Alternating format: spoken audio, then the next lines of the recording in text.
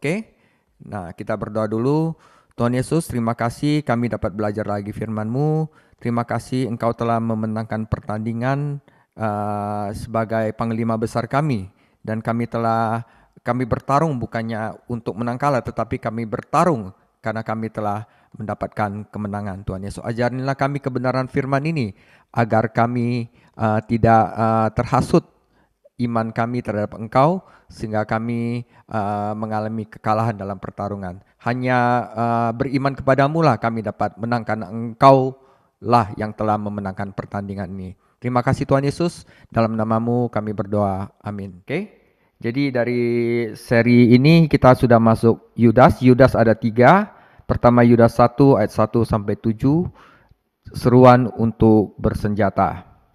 Oke saudara, saya mulai. Saudara, penulis surat ini adalah saudara laki-laki Yakobus.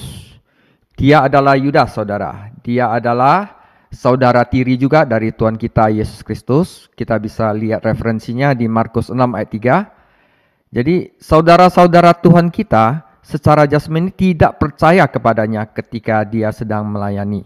Jadi Yesus itu ditolak oleh keluarganya sendiri. Namun setelah kebangkitan, Yakobus bertobat, dan kita mempunyai alasan kuat untuk percaya bahwa Yudas juga diselamatkan pada saat itu, yaitu penulis surat ini. Kisah Para Rasul 1 ayat 14 memberitahu kita bahwa saudara-saudara Tuhan Yesus adalah bagian dari kelompok yang berdoa di loteng atas untuk menantikan Roh Kudus. 1 Korintus 9 ayat 5 juga menyatakan bahwa saudara-saudara Tuhan dikenal di gereja mula-mula. Sekian untuk identifikasi penulisnya, singkat aja. Nah, yang paling penting, mengapa Yudas menulis surat ini? Nah, saudara, tujuan Yudas menulis surat ini adalah untuk memperingatkan para pembacanya bahwa orang-orang murtad sudah mulai muncul. Nah, orang-orang murtad di sini bukannya orang yang udah jadi Kristen terus pindah agama, bukan. Ini adalah orang yang dari pertama memang sudah tidak diselamatkan, saudara, ya. Petrus telah bernubuat bahwa mereka akan datang dan nubuatnya telah digenapi.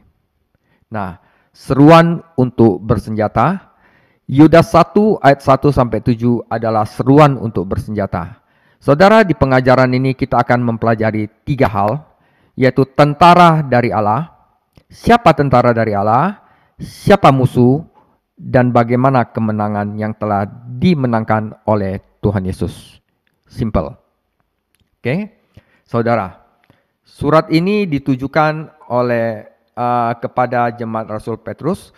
Rupanya Yudas menulis kepada orang-orang percaya yang sama yang telah menerima surat Petrus dengan maksud untuk menggugah mereka, mengingatkan mereka untuk mengingat peringatan Petrus, yaitu waspadalah terhadap guru-guru palsu. Anda akan menemukan sejumlah persamaan antara Yudas dan 2 Petrus ketika Anda mempelajari surat yang menarik namun terabaikan ini. Saudara, Yudas menulis untuk menasehati mereka. Dalam bahasa Yunani, kata ini digunakan untuk menggambarkan seorang jenderal yang memberi perintah kepada tentara. Karena itu, suasana, jadi dia punya ambience dari surat ini adalah tentang militer. Yudas mulai menulis surat renungannya yang tenang mengenai keselamatan, namun Roh memimpin dia untuk meletakkan harpanya, tetapi membunyikan trompet, yaitu seruan untuk bersenjata. Mari kita baca firman Tuhan, Yudas 1 ayat 1 sampai 7. Ya. Dari Yudas, hamba Yesus Kristus dan saudara Yakobus, kepada mereka yang terpanggil, yang dikasihi dalam Allah Bapa, dan yang dipelihara untuk Yesus Kristus. Saudara, jadi kita yang terpanggil, yang dipisahkan itu adalah yang dipisahkan dan dipelihara. Ini penting saudara ya, dipelihara. Rahmat, damai sejahtera, dan kasih kiranya melimpahi kamu. Saudara-saudaraku yang kekasih, sementara aku bersungguh-sungguh berusaha menulis kepada kamu tentang keselamatan kita bersama, aku merasa terdorong untuk menulis surat ini kepada kamu dan menasehati kamu, supaya kamu tetap berjuang untuk mempertahankan iman yang telah disampaikan kepada orang-orang Kudus. Jadi mereka itu, musuh itu mau apa? Mau menjatuhkan iman kita. Sebab ternyata ada orang tertentu yang telah masuk menyelusup di tengah-tengah kamu, yaitu orang-orang yang telah lama ditentukan untuk dihukum. Mereka adalah orang-orang fasik yang menyalahgunakan kasih karunia Allah kita untuk melampiaskan hawa nafsu mereka dan yang menyangkal satu-satunya penguasa dan Tuhan kita, Yesus Kristus. Tetapi sekalipun kamu telah mengetahui semuanya itu, ya kita tahulah ya, dan tidak meragukannya lagi, aku ingin mengingatkan kamu bahwa memang Tuhan menyelamatkan umatnya dari tanah Mesir, namun sekali lagi membinasakan mereka yang tidak percaya. Dan bahwa ia menahan malaikat-malaikat yang tidak taat pada batas-batas kekuasaan mereka, tetapi yang meninggalkan tempat kediaman mereka dengan belenggu abadi di dunia kekelaman sampai penghakiman pada hari besar. Sama seperti Sodom dan Gomora dan kota-kota sekitarnya yang dengan cara yang sama melakukan percabulan dan mengejar kepuasan-kepuasan yang tidak wajar. Di sini ada terjemahnya daging aneh, saudara ya. Telah menanggung siksaan api kekal sebagai peringatan kepada semua orang. Demikian firman Tuhan. Saudara, pertama adalah tentara Yesus Kristus. Panglima tentaranya adalah Yesus Kristus. Jadi kita itu semua adalah tentaranya Tuhan Yesus. Dan para prajurit yang ia perintahkan adalah orang-orang yang berbagi keselamatan bersama, yaitu orang-orang yang telah dipisahkan, orang-orang yang telah diselamatkan melalui iman kepada Yesus Kristus. Nah, Yudas menyebut mereka orang-orang kudus, yang berarti orang-orang yang terpanggil di dalam ayat 1 ya saudara. Ia menyebut mereka sebagai orang yang dikuduskan, yang lagi-lagi berarti dipisahkan. Beberapa manuskrip berbunyi orang-orang yang dikasihi Allah Bapa. Mungkin ada kesamaan 1 Petrus 2 yang menyebutkan ketiga pribadi Tritunggal yang terlibat dalam keselamatan kita. Tentu saja keselamatan itu bukan karena manusia, tetapi dimulai dari hati Allah dan bukan di dalam kehendak manusia. Misteri kedaulatan kasih karunia Allah yang memilih berada di luar jangkauan kita dalam kehidupan ini dan tidak akan pernah bisa dipahami sampai kita memasuki hadiratnya yang mulia. Oleh karena itu, sebaiknya kita tidak menjadikan sebagai dasar perdebatan dan perpecahan, saudara. Jadi, apa yang tersembunyi adalah milik Tuhan Allah kita. Jadi, kalau misalnya kita mau sharing tentang kita aja, nggak usah debat dan nggak usah pecah sama orang-orang ya. Karena memang ada orang yang terpanggil, ada orang tidak terpanggil, ada orang yang dipilih, ada orang yang tidak dipilih. Itu adalah kedaulatan Allah. 2 Tesalonika 2 ayat 13-14 memperjelas bahwa Allah yang sama yang memilih kita, ya, yang memilih kita juga memisahkan kita melalui Roh dan kemudian memanggil kita melalui Injil untuk percaya kepada Yesus Kristus. Ini adalah orang Kristen asli, saudara ya, yang dipisahkan dan percaya kepada Tuhan Yesus. Pilihan Tuhan dan panggilan Tuhan berjalan bersamaan.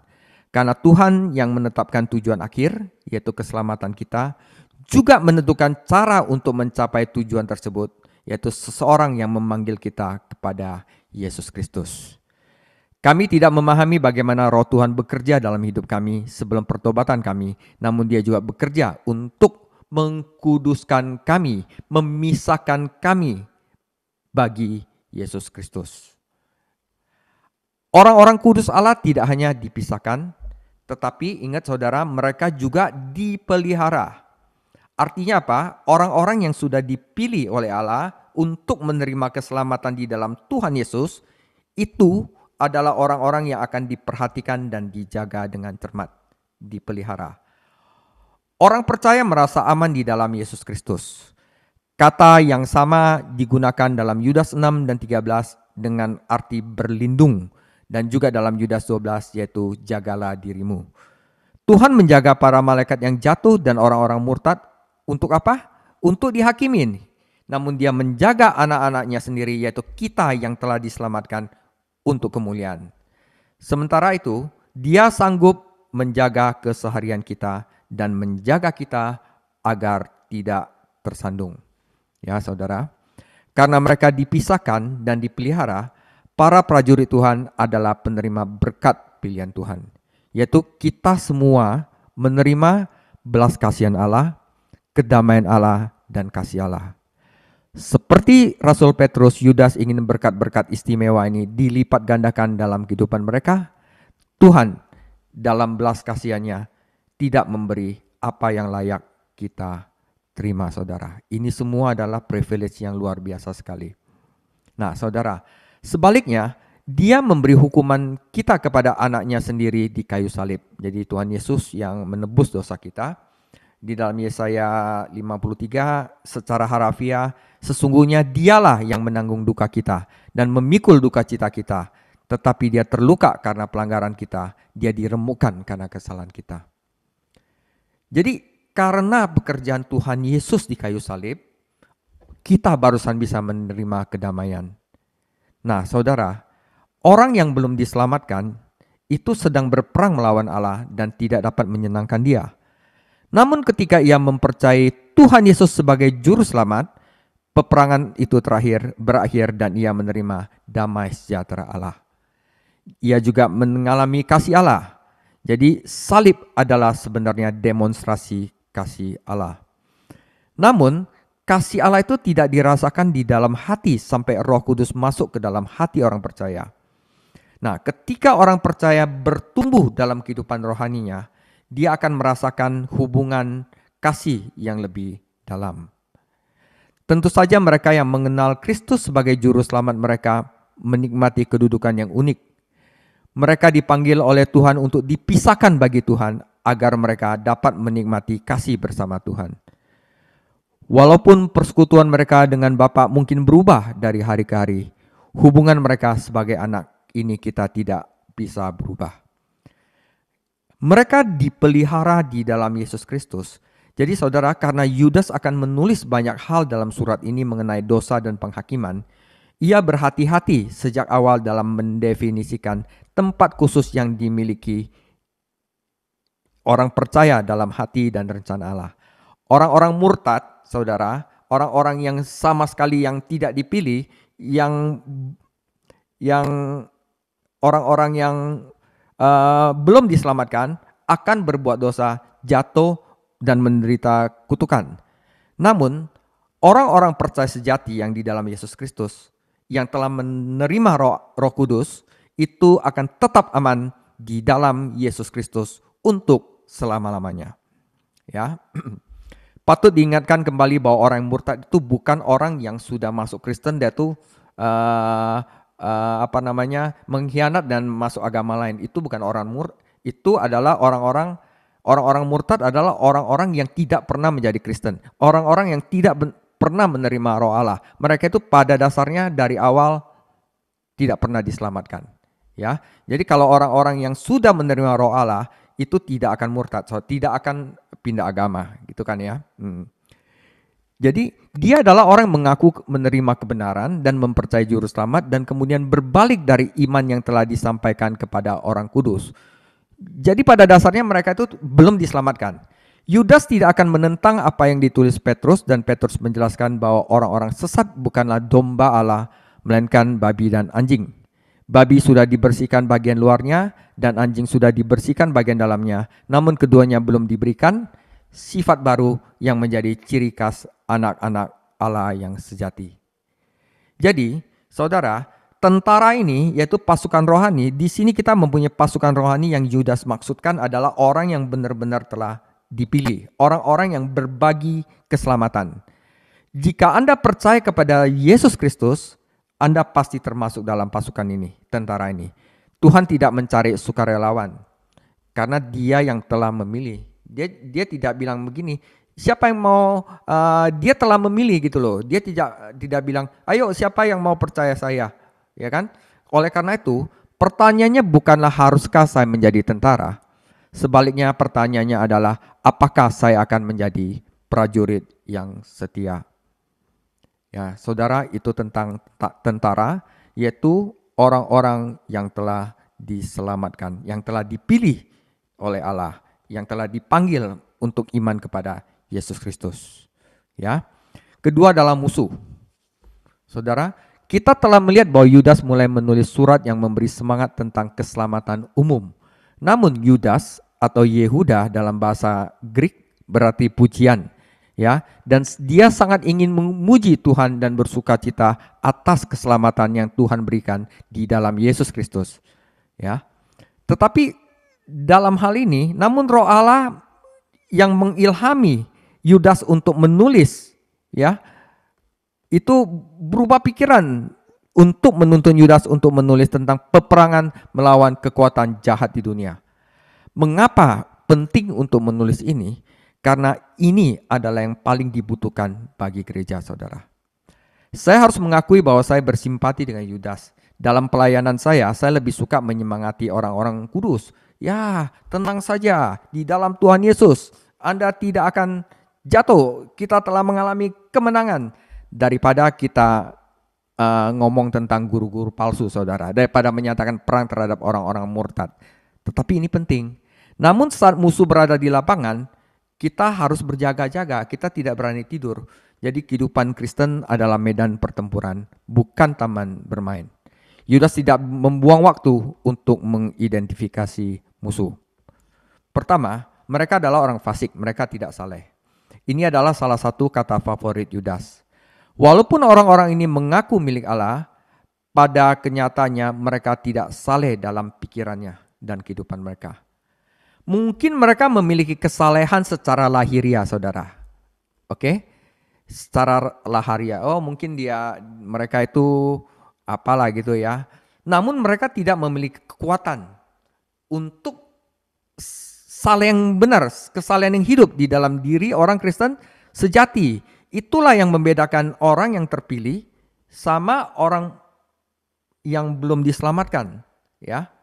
Oke. Nah, mereka itu penipu, mereka merayap tanpa sadar. Kata Yunaninya berarti menyelinap secara diam-diam, mencuri secara sembunyi-sembunyi.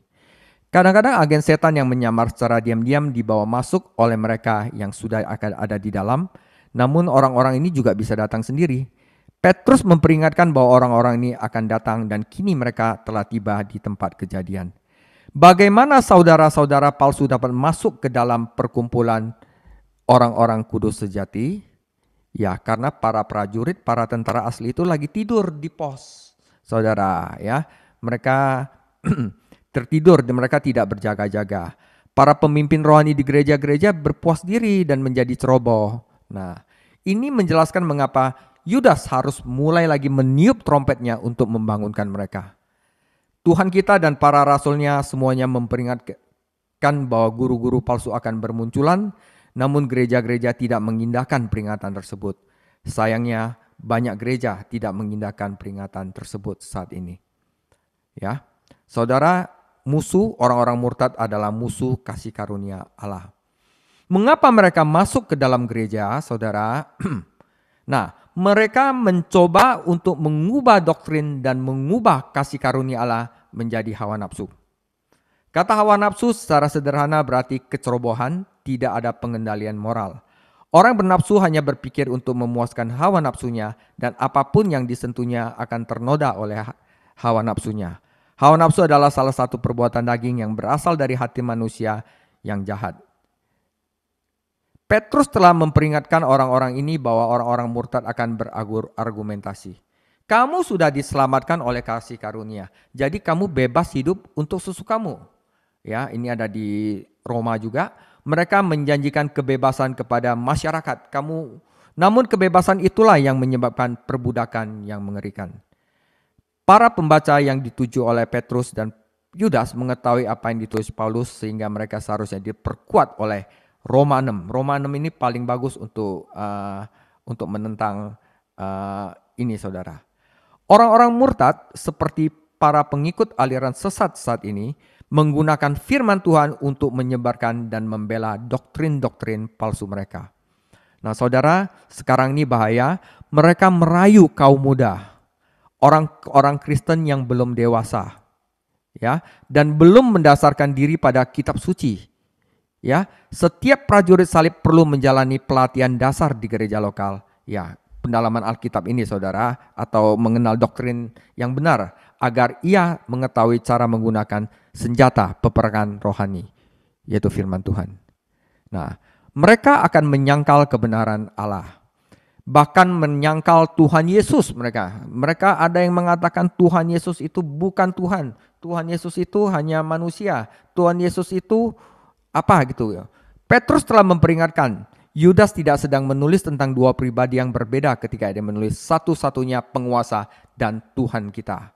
Karena konstruksi bahasa Yunani mengharuskan kedua nama ini merujuk pada satu pribadi. Dengan kata lain, Yudas dengan tegas menegaskan keilahian Yesus Kristus dan Yesus Kristus adalah Tuhan. Ya saudara, mereka menyangkal ini. Namun orang-orang murtad menyangkal hal ini. Mereka setuju bahwa Yesus Kristus adalah orang yang baik, guru yang hebat, namun tidak setuju bahwa dia adalah Tuhan yang kekal yang datang dalam wujud manusia. Ujian pertama bagi guru agama manapun, seperti yang telah kita lihat adalah apakah pendapat Anda tentang Yesus Kristus? Apakah dia Tuhan yang datang dalam wujud manusia? Siapapun yang menyangkal doktrin utama ini adalah guru palsu. Tidak peduli seberapa benarnya dia dalam hal lain. Jika dia menyangkal keilahian Kristus, akan selalu ada yang hilang dalam apapun yang dia tegaskan, saudara. Ya. Nah, dan guru-guru palsu ini ditetapkan untuk dihakimi, saudara. Sudah ada hukumannya. Yudas tidak menulis bahwa orang-orang ini ditabiskan menjadi murtad, seolah-olah Allah bertanggung jawab atas dosa mereka. Mereka murtad karena sengaja berpaling dari kebenaran. Namun Allah menetapkan bahwa orang-orang seperti itu akan dihakimi dan dihukum. Para nabi perjanjian lama mengecam nabi-nabi palsu pada zaman mereka. Dan baik Yesus Kristus maupun para rasulnya mengumumkan penghakiman atas mereka. Mengapa orang-orang ini harus dihakimi oleh Tuhan? Pertama, mereka menyangkal anak. Itu adalah alasan yang cukup untuk mengutuk mereka. Namun mereka juga menajiskan umat Allah dengan mengajarkan mereka bahwa kasih karunia Allah mengizinkan mereka untuk melakukan dosa. Lebih jauh lagi mereka mencemooh doktrin kedatangan Kristus untuk kedua kalinya. Di manakah janji kedatangannya? Mereka mencemooh janji kedatangan Kristus dan hukuman yang akan dijatuhkan terhadap orang-orang fasik. Tentu saja semuanya itu mereka lakukan dengan berkedok agama dan ini membuat dosa mereka semakin besar. Mereka menipu orang-orang tidak bersalah agar mereka dapat mengambil uang mereka dan menikmatinya dalam kehidupan yang tak bertuhan. Yesus membandingkan mereka dengan serigala berbulu domba. Lalu, saudara, setelah saya bicara begitu banyak tentang musuh, bagaimana seharusnya gereja menyikapi kehadiran musuh jahat ini? Saudara, dengan sungguh-sungguh memperjuangkan iman. Ya, iblis pengen jatuhin iman kita. Ya, iman mengacu pada kumpulan doktrin yang diberikan oleh Tuhan melalui para rasul kepada gereja. Paulus menasihati Timotius dan Titus untuk memastikan bahwa orang-orang percaya harus diajari doktrin yang sehat. Doktrin yang meningkatkan kesehatan rohani gereja lokal. Meskipun masing-masing guru dan pengkhotbah mungkin berbeda pendapat mengenai poin-poin penting dalam teologi, tetapi ada dasar kebenaran yang menjadi komitmen semua orang Kristen sejati. Ya. Kumpulan kebenaran ini disampaikan kepada orang-orang kudus, kata itu berarti dipercayakan. Jadi doktrin yang utama ini bahwa Yesus adalah anak Allah, Tuhan sesungguhnya, manusia sesungguhnya, datang untuk menebus dosa mereka, mati di kayu salib, bangkit hari ketiga, 40 hari kemudian naik ke surga, dan dia akan datang lagi. Nah, itu adalah satu doktrin yang harus semua orang setuju, gereja manapun. Jadi gereja secara kolektif dan setiap orang Kristen secara pribadi mempunyai tugas penata layanan yang harus dipenuhi. Ya, 1 Tesalonika 2:4, karena Allah telah menganggap kami layak untuk mempercayakan Injil kepada kami. Karena itulah kami berbicara bukan saudara untuk menyukakan manusia, melainkan untuk menyukakan Allah. Ya, saudara. Ya. Sekarang banyak saudara di medsos-medsos itu Kristen-Kristen yang palsu. Mereka hanya untuk menyukakan manusia, saudara. Tetapi mereka melanggar doktrin utama Allah. Dan ini sangat menyesatkan. Banyak mereka telah datang ke anak-anak muda, saudara. Ya, Tuhan menyerahkan kebenaran kepada Paulus. Paulus ini adalah kebenaran dan dia membagikan kepada orang lain seperti Timotius. Ia juga menasihati Timotius untuk mempercayakan lagi firman ini kepada orang-orang setia lainnya. Saudara, Anda dan saya ini tidak akan memiliki firman yang benar hari ini jika bukan karena mereka orang-orang percaya yang setia yang selama berabad-abad menjaga simpanan berharga ini dan menginvestasikannya pada orang lain. Saudara, gereja selalu dalam bahaya satu generasi dari kepunahan akan kebenaran, saudara.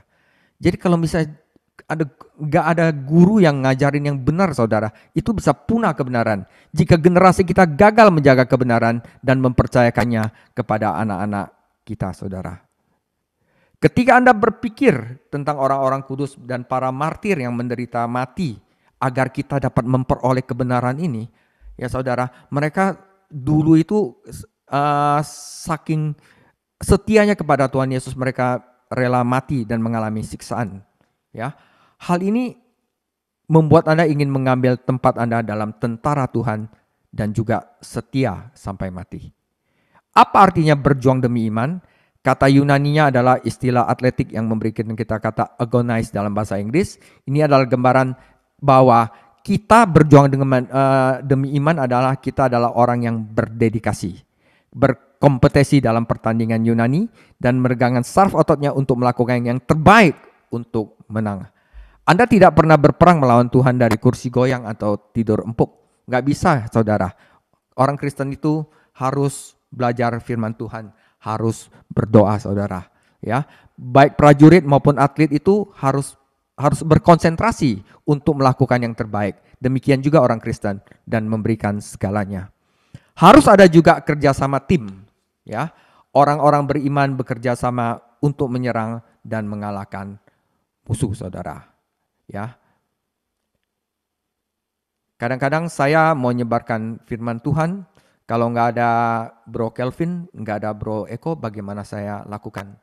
Ya, saya harus ada teman-teman kerja sama tim untuk membagikan, menyerang, yaitu membagikan firman Tuhan dan mengalahkan musuh. Kadang-kadang Anda mendengar orang-orang bermaksud baik berkata, baiklah, memperjuangkan iman itu boleh saja, tetapi jangan suka bertengkar. Nah, saudara, memang benar bahwa beberapa prajurit Tuhan yang telah menjadi penyebab perselisihan dan perpecahan, namun juga benar bahwa beberapa dari mereka telah membayar mahal untuk mempertahankan iman. Sebagai prajurit Kristen, kita memang tidak boleh berkelahi atau mencari masalah. Namun ketika panji Kristus, keilahian Yesus Kristus, kemuliaan Tuhan Yesus terancam diambil oleh musuh, kita tidak boleh tinggal diam, saudara. Kita tidak bisa berdiam diri dan kita juga tidak bisa berharap untuk meraih kemenangan dengan mengenakan sarung tangan anak-anak. Saudara, ya. Saya selalu kalau misalnya ada orang bilang, agama semuanya baik. Enggak, saya bilang hanya Tuhan Yesus yang bisa memberikan keselamatan. Saya enggak peduli orang itu siapa. Ya.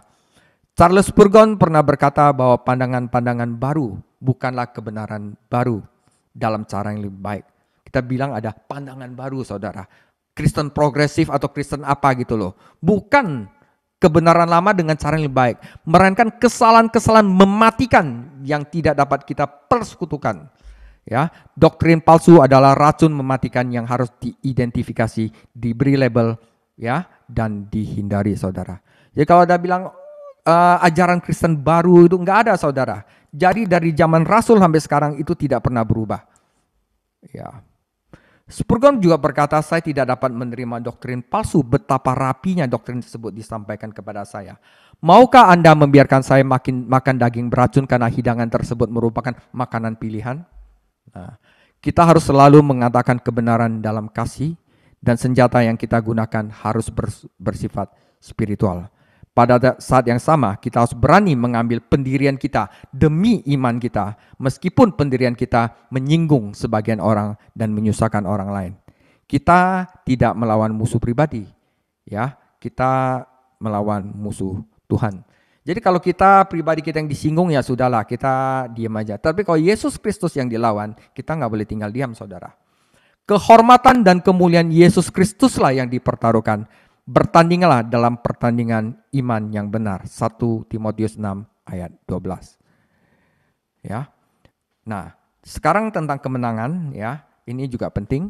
Seperti Rasul Petrus, Yudas menelusuri kembali sejarah perjanjian lama dan memberikan 3 contoh kemenangan Allah atas mereka yang menentang otoritasnya dan yang berpaling dari kebenaran. Petrus merujuk pada malaikat yang jatuh. Mereka menentang Tuhan, ya kan? Terus adalah Nuh dan Lot, ya, dan mengikuti tatanan sejarah. Ia juga menekankan pembebasan Tuhan terhadap orang-orang benar, yaitu Nuh, ya, dan Lot, ya, serta penghakiman terhadap orang-orang fasik. Namun Yudas tidak menyebut Nuh dan air bah, melainkan menggunakan bangsa Israel sebagai teladannya. Poin yang ingin disampaikan Yudas adalah bahwa Allah menghakimi orang-orang yang murtad, yang menyangkal dia, yang tidak ingin percaya kepada dia, yang belum diselamatkan. Oleh karena itu guru-guru palsu yang menyusup ke dalam suatu gereja, suatu hari nanti juga akan dihakimi.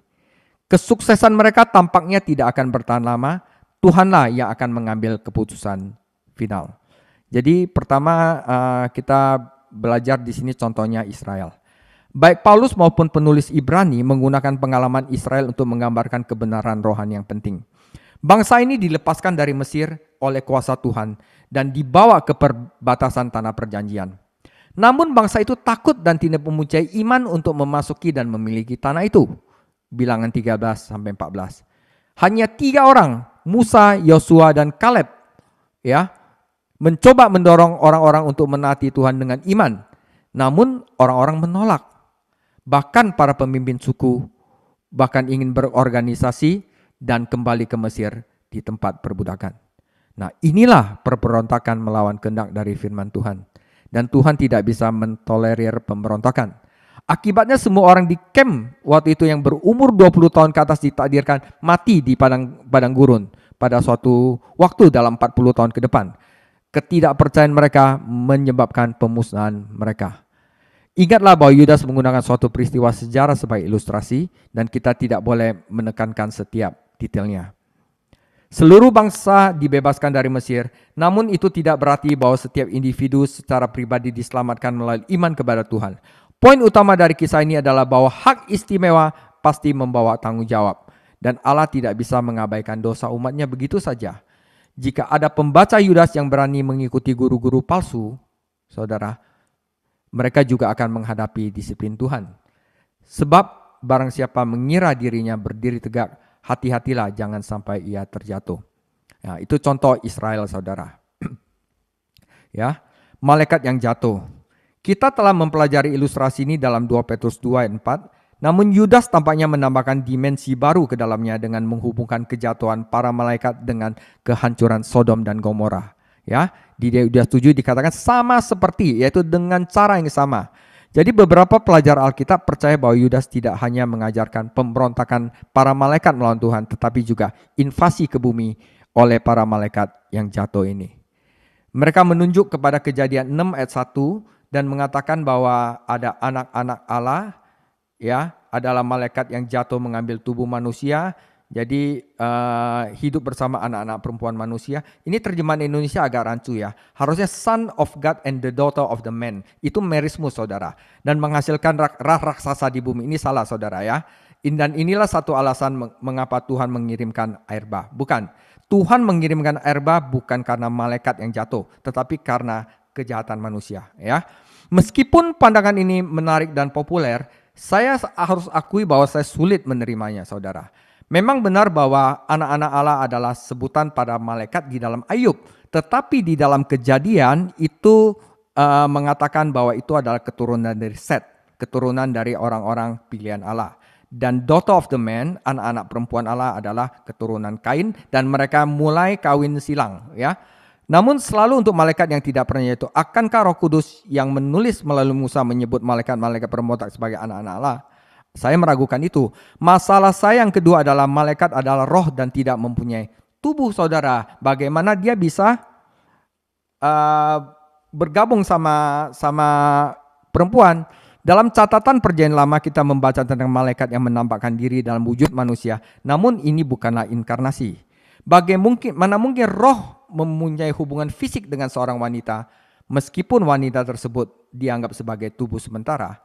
Tuhan mengajarkan bahwa para malaikat tidak mempunyai jenis kelamin. Matius 22 ayat 30. Jadi anak Allah di sini adalah keturunan Set yang mulai kawin campur dengan keturunan Kain. Ketika nampaknya Tuhan mengirimkan air bah, bukan karena perbuatan manusia yang jahat, bukan perbuatan malaikat. Ya, rohku tidak selalu berperang bersama manusia, dan ketika dilihat Allah bahwa kejahatan manusia itu besar, ya, maka menyesallah Tuhan dan Ia telah menjadikan manusia di bumi. Jadi jika pandangan malaikat jatuh ini benar, seharusnya Tuhan bertobat karena menciptakan malaikat, bukan saudara, ya. Keempat, frasa sama seperti dengan cara yang sama. Tidak perlu ditasvirkan bahwa para malaikat melakukan apa yang dilakukan oleh orang Sodom, yaitu mereka mengejar daging yang asing. Ya, perhatikan hubungan tata bahasa dalam ayat tersebut dan Anda mendapat pesan. Sama seperti Sodom Gomora, dengan cara yang sama dijadikan sebagai contoh. Malaikat adalah contoh penghakiman Tuhan. Begitu pula Sodom dan Gomora. Jadi saya dapat menambahkan bahwa Kejadian 6 ayat 4 memberikan argumen kuat yang menentang pandangan bahwa malaikat yang jatuh hidup bersama manusia dan menghasilkan raksasa. Ya kan? Oke. Ini nanti barusan kita bahas. Ini berarti invasi kedua terhadap malaikat jauh harus terjadi, ya. Ini tidak mempunyai catatan di kitab suci. Terakhir, bahwa Petrus maupun Yudas menyatakan jelas bahwa para malaikat pemberontak ini dirantai dalam kegelapan dan disimpan untuk penghakiman. Mereka harus menyerbu bumi sebelum ditangkap dan dirantai Tuhan. Jadi kami bertanya-tanya, mengapa Tuhan membiarkan mereka melarikan diri cukup lama sehingga membuat para wanita tersebut jatuh dalam dosa dan turut menebarkan banjir besar. Penjelasan keseluruhannya meskipun yang disampaikan oleh guru-guru, ya, yang pernah saya hormati, bagi saya tampak agak fantastis. Penjelasan paling sederhana mengenai Kejadian 6 adalah son of God itu adalah keturunan Set yang saleh, mulai kawin campur berbaul dengan the daughter of man, yaitu keturunan Kain yang tidak saleh. Dan ini meruntuhkan tembok pemisah yang mengakibatkan kompromi yang akhirnya merendahkan martabat dosa. Namun apapun penafsiran yang Anda terima, ingatlah pelajaran utama ini adalah malaikat memberontak, orang Israel memberontak, dan dihukum karena pemberontakan mereka. Oke, dan di sini juga saya sampaikan bahwa Sodom dan Gomora juga memberontak.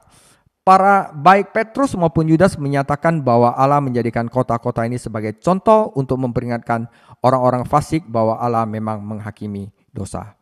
Ketika Anda menggabungkan deskripsi mereka, Anda menemukan bahwa warga Sodom dan Gomora adalah orang-orang fasik, kotor, jahat, melanggar hukum, tidak adil, melakukan percabulan yang aneh. Mereka tidak sesekali melakukan dosa seksual yang tidak wajar. Mereka memanjakan diri ke dalamnya dan menyerahkan diri mereka pada pengejaran nafsu. Kata kerja Yunania intensif, menikmati perbuatan amoral yang berlebihan. Inilah cara hidup dan kematian mereka. Daging yang aneh berarti daging yang berbeda. Kehidupan mereka terus-menerus menurun, melakukan tindakan-tindakan yang tidak wajar. Mereka tidak lagi laki-laki suka dengan perempuan. Mereka menganut penafsiran malaikat jatuh dalam kejadiannya menjadikan daging asing, bukan saudara. Ya. Dan jika yang dimaksud adalah malaikat jatuh, bagaimana dosa mereka dan dosa para Sodom dapat diterapkan pada kita saat ini? Karena kita tidak memiliki malaikat yang jatuh untuk menggoda atau merayu kita. Memang benar, orang-orang di depan pintu Lot ingin melakukan aktivitas homoseksual dengan tamu-tamu malaikatnya. Namun orang-orang Sodom tidak mengetahui mereka itu malaikat. Mereka cuma nafsu sama laki-laki. Kemungkinan lain adalah bahwa orang-orang Sodom bersalah bukan hanya karena melakukan hubungan seks yang tidak wajar, tetapi juga dengan binatang yang merupakan daging aneh. Bestiality, saudara. Ya kan? Dan homoseksual and bestiality itu dikutuk dari Tuhan. Baca Imamat 18. Nah, kota-kota ini ditetapkan oleh Tuhan sebagai contoh dan peringatan bagi orang-orang fasik saat ini. Kata kerja yang dikemukakan berarti memperlihatkan secara terbuka kepada publik. Mereka udah buka-bukaan bahwa aku ini begini. Menariknya kata ini digunakan untuk menggambarkan mayat yang tergeletak di negara bagian. Namun kota-kota dataran tersebut tidak terlihat oleh publik. Secara umum disepakati di kalangan arkeolog bahwa Sodom dan Gomora terkubur di bawah ujung selatan Laut Mati. Lalu bagaimana mereka bisa menjadi contoh? Di halaman firman Tuhan, tidak ada seorang pun dapat membaca Kejadian 18-19 tanpa melihat dengan jelas kebencian Allah terhadap dosa. Dan pada saat yang sama, kesabaran dan kesediaannya untuk menunda penghakiman. Hal ini tentunya ada hubungan dengan penjelasan Petrus mengenai keterlambatan Allah dalam menggenapi janji kedatangan Kristus kembali.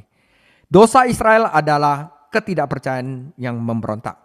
Dosa para malaikat adalah pemberontakan melawan tata Allah. Dosa Sodom dan Gomora adalah menuruti hawa nafsu yang tidak wajar yang juga merupakan pemberontakan. Oleh karena itu, dari 3 hal ini, ketidakpercayaan, pemberontakan terhadap otoritas, terutama terhadap firman Tuhan dan pemanjaan hawa nafsu adalah ciri-ciri dosa guru-guru palsu. Kesimpulannya jelas, orang yang demikian yang memberontak akan dihakimi. Namun sementara itu, saudara, kita sebagai orang pilihan yang telah dipisahkan harus tetap bertugas dan memastikan agar guru-guru palsu ini jangan masuk ke dalam barisan dan mulai menyesatkan orang. Ya, dengan apa mereka melakukannya? Dengan memutarbalikkan doktrin kebenaran. Karena itu dikatakan dalam 1 Timotius 4 ayat 16, awasi dirimu sendiri dan ajaranmu. Ya, istilahnya kemenangan sudah pasti menjadi milik orang yang terpilih, orang yang telah diselamatkan melalui iman pada Yesus Kristus.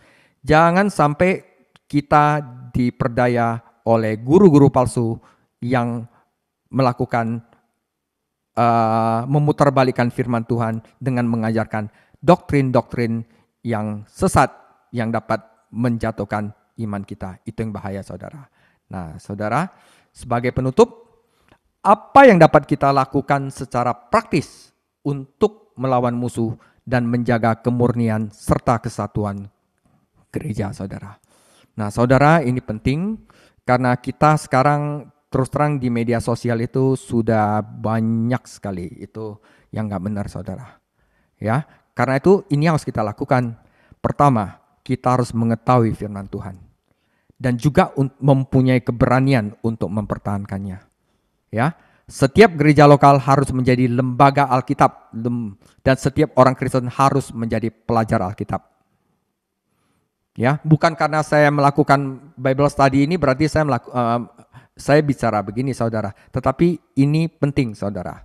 Kedua, kita harus berjaga-jaga dan berdoa. Musuh sudah ada di mana-mana, saudara, dan jangan kita tidur. Ya. Ketiga, kita harus mempunyai keberanian untuk mempertahankan posisi pemisahan Alkitabiah, ya. Posisi kita yang udah dipisahkan dari mereka yang menyangkal Kristus dan doktrin-doktrin dasar firman. Saudara, ini tidak berarti kita, wah lu doktrinnya ini kita musuh, bukan. Ini tidak berarti bahwa kita berpisah dari rekan-rekan seiman karena perbedaan doktrin yang kecil atau kita melakukan kesalahan karena pergaulan. Oke, tetapi hal-hal yang dapat menjatuhkan iman dasar kita, yaitu di mana mereka katakan Yesus bukan Tuhan lah, Yesus tidak bangkit lah, Yesus sebenarnya tidak mati lah, ditukarlah, bahwa Yesus bukanlah sepenuhnya Allah. Nah, itu semuanya itu adalah doktrin-doktrin yang akan menyesatkan kita, saudara. Karena iman kita itu semuanya adalah di dalam Yesus Kristus. Ya, sudahkah Anda mengindahkan seruan untuk bersenjata? Ya, kita harus mulai belajar firman Tuhan, saudara, agar kita jangan sampai tersandung sama ajaran-ajaran guru palsu. Sekarang yang paling bahaya itu bukannya masalah sedikit moral atau apa, saudara. Yang bahaya itu sekarang adalah pengajaran palsu, saudara.